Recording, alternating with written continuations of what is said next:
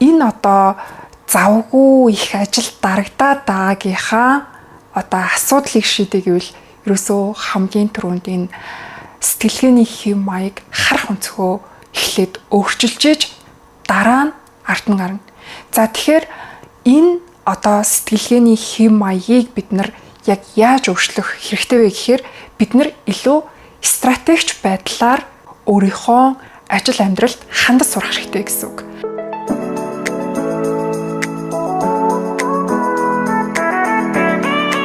Сайн мэцхан уу, бүгдээрэнд нэг өдрийн мэндийг хүргэе. Ээлжид видео бичлэгээр уулзч байгаадаа баяртай байна. Та нар маань сайхан наацхаас нь, сайхан аялцхаас нь. За тэгэхээр стратеги сэтгэлгээ гэдэг сэдвийн хүрээнд би та бүхэндээ одоо яаж одоо өөрийнхөө мөрөөдөл зорилгод хамгийн бага хичээл зүтгэлээр богино хугацаанд хүрдгийм бэ гэдэг одоо ийм сэтгэлгээний одоо хэв маяг одоо аргачлалыг өнөөдөр хуваалцах гэж байна. За тэгэхээр манай дээр хувийн менежментийг сайжруулах 3 сарын ганцаарчилсан коучинг хөтөлбөр гэж явагддаг. За энэ сараас эхлээд бид нар хувийн менежментийг сайжруулах мөн онлайн сургалтыг бас шинээр гаргаж байгаа. Тэгэхээр ганцаарчилсан одоо коучинг авахгүй ч гэсэндээ өөр дээрээ ажиллаад биедан суралцах боломж шинээр нэмэгдэж байгаа гэсэн үг.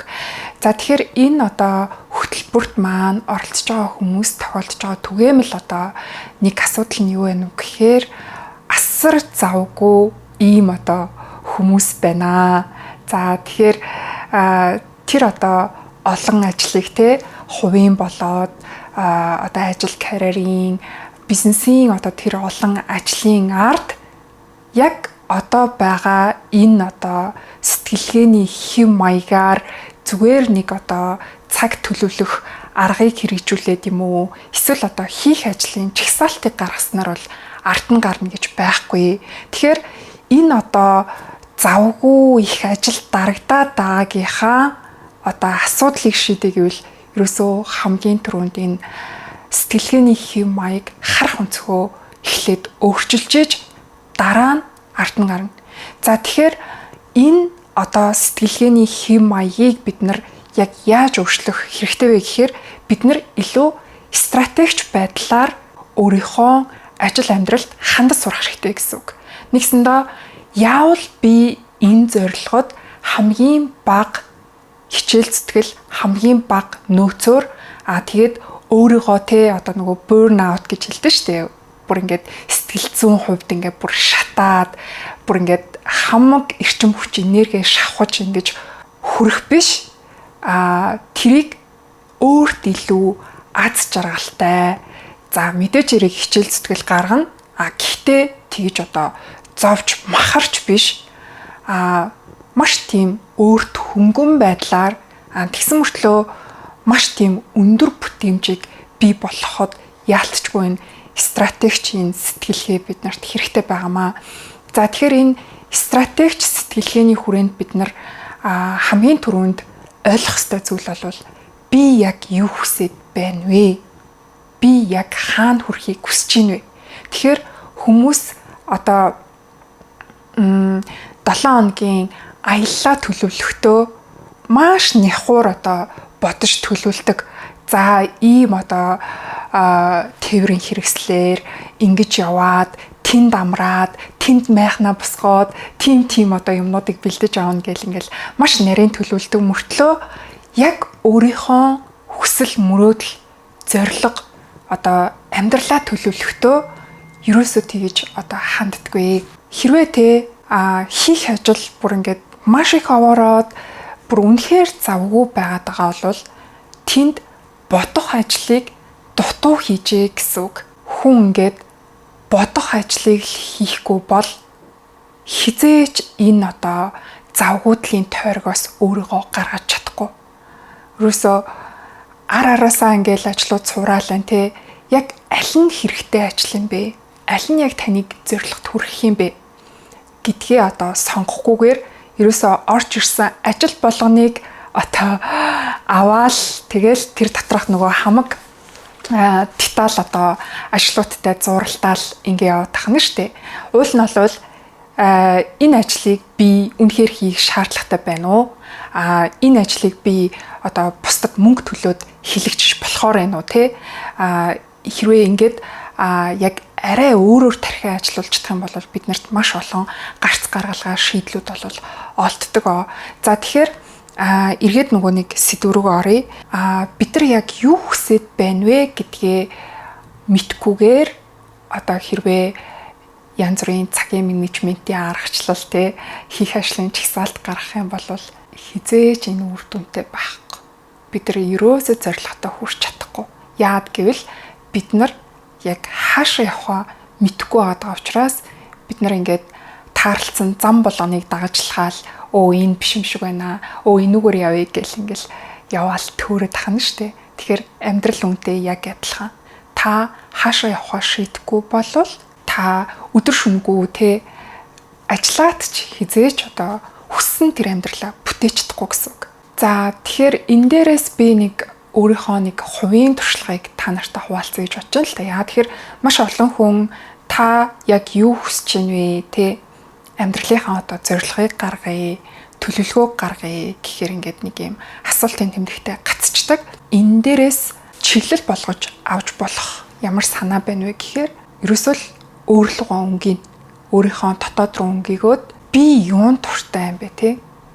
Би юуг одоо бусдаас илүү сайн чадах вэ? Би ямар ажлыг хийж байхдаа би үнэхээр аз жаргалтай байж чадах вэ? Тэгээд энэ одоо чаддаг, энэ одоо дуртай ажлаараа нийгэмдээ бусад хүмүүст би ер нь яг юу хийж өгч чадах вэ?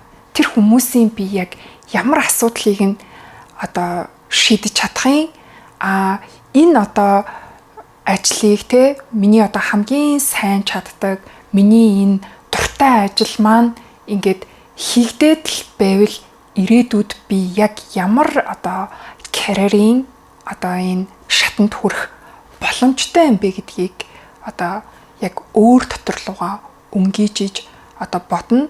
За тэгээд мэдээж хэрэг амьдралын зорилго бол энэ үйлсээс гадна бас таны одоо өдөр тутмын амьдралын чинь хэм маягийн одоо зорилго заавал байх ёстой. За тэгэхээр амьдралын хэм маягийн зорилго гэдэгт бид нар юуг ойлгох вэ гэхээр та өглөө босоод одоо амьдралынхаа нэг өдрийг яаж өнгөрөөвөл амьдралдаа сэтгэл хангалуун ийм байх вэ? За тэгэнгუთ ихэнх хүмүүс болохоор ажил карьерийн хойноос ингээд маш завгүй ингээд хөөцөлдөж явж байгаад за тэгээд тэтвэртэй гараад ирэнгуут ерөөсөө ийм өөрийн гэсэн амьдралын хэм маяг ийм одоо загварчлал ерөөсөө бий болоогүй. Тэгээд ерөөсөө ингээд маш гацалтанд ордог. Одоо тэр битэл ингээд ажлын 5 өдөр завгүй байжгаад амралтын 2 өдөр нь ингээ яг юу хийхээ мэдэхгүй, цагийг яаж өнгөрөхөө мэдэхгүй ингээд бүтэн өдөр чин кино зурагт үзэж хөвтдөг, эсвэл одоо сошиал медиа үздэг, ингээ хийцгүүрдэг те ийм одоо асуудал байдаг. Тэгэд яагаад тийм баад байна вэ гэхээр энэ хүн өдөр тутмын амьдралын хэм маягаа ерөөсөө төлөвлөөгүй.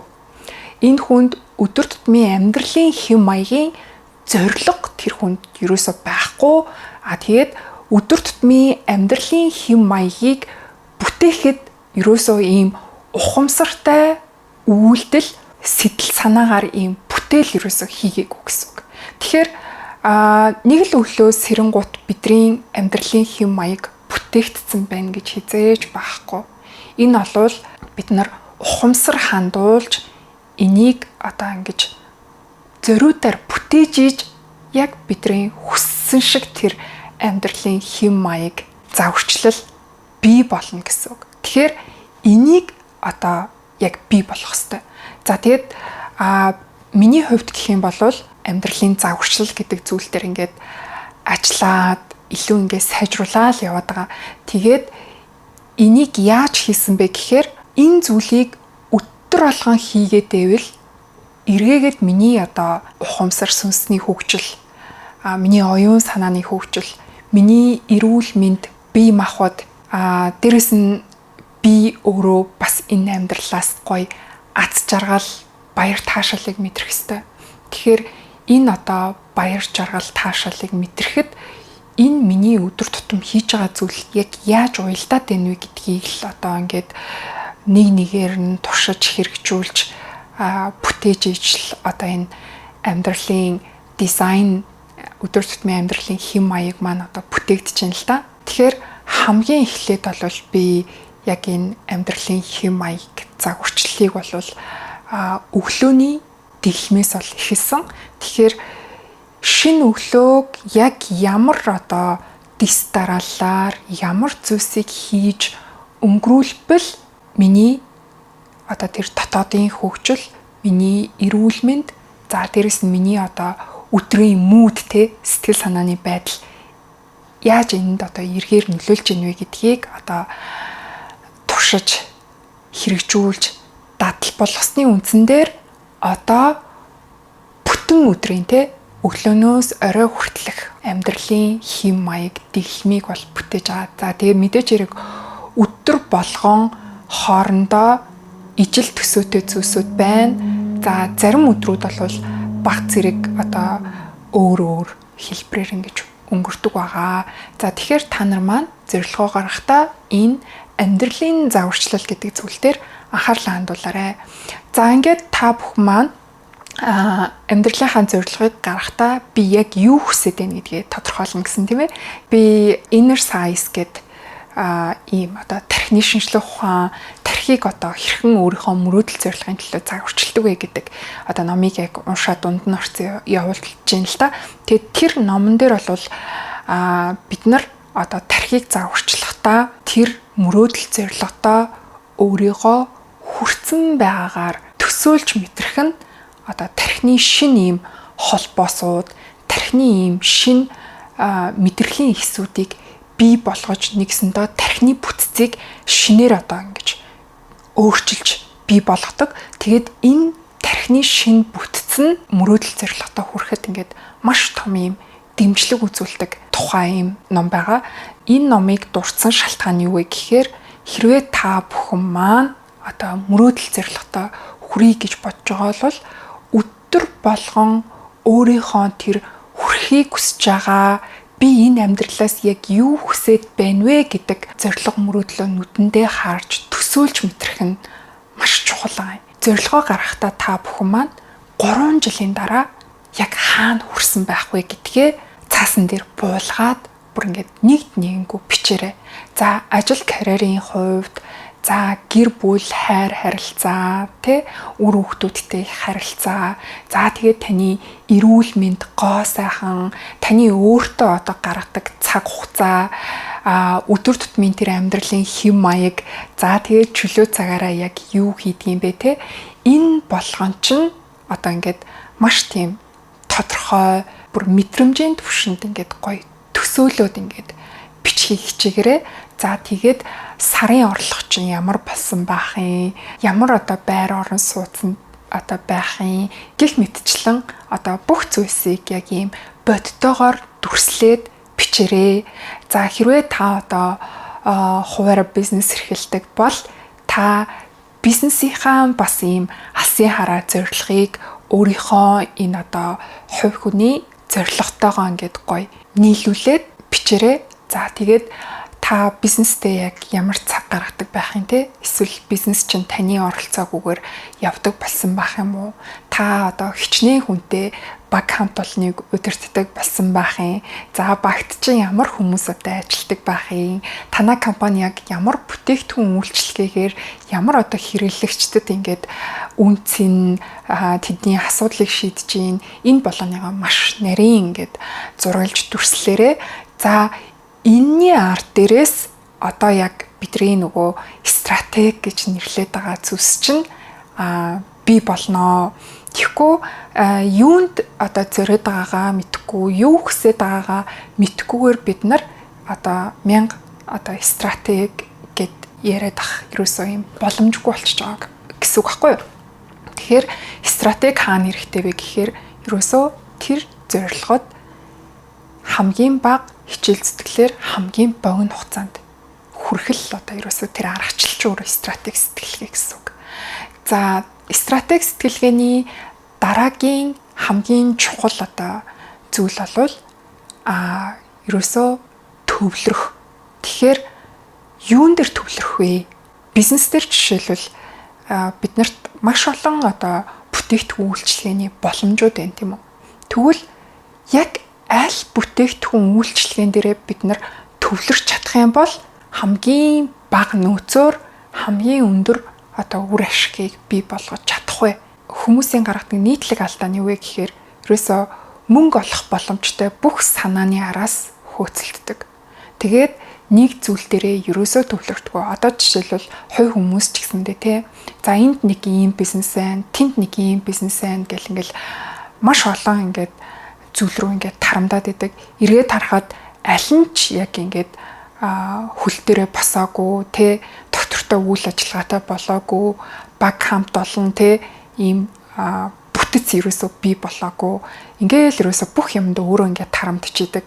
Бүх одоо шин санаануудын араас ингээд гүйжидэг. Тэгээ олон юмыг зэрэг амжуулах гад байдаг. Одоо шалтгаан бол ерөөсөө энэ эдгаа. Тэгэхээр ерөөсөө төвлөрлийг бий болгоо. Таны амьдралд таны мөрөөдөл зорилгод ч одоо яг хүргэх гол одоо бизнес чинь юу юм? Гол ажил чинь юу юм те? Эсвэл одоо гол ур чадвар чинь юу юм?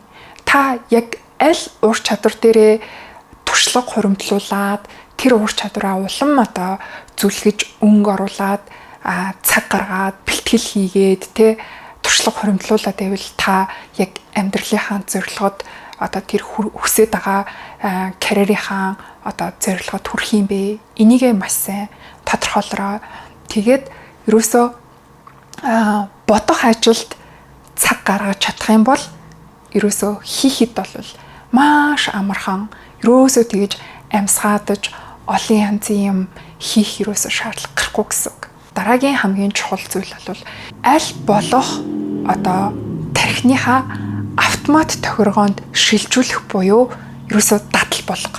Таны ирээдүйн зорилгод хүргэх зөв одоо тэр үйлдэлүүдийг ерөөсөө өдөр тутам одоо ингээ автоматар хийгдчихэдэг. Ингээ дадал болгож чадах юм бол танаас маш бага хичээл зүтгэл шаардна. Тэгэл ерөөсөө ингээ автоматар ямар ч одоо энерги зарцуулдаггүйгээр та тэр зүйлийг хийж идэг болно гэсэн үг. Тэгээд энэ одоо нөгөө дадал чинь өөрөө яг ийм хуримтлалын хүчтэй адилхан байхгүй юу?